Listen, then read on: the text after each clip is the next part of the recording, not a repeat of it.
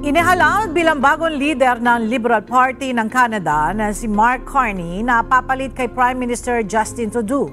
Inaasang harap sa matinding laban kontra sa Conservative Party si Carney sa paparating na halalan.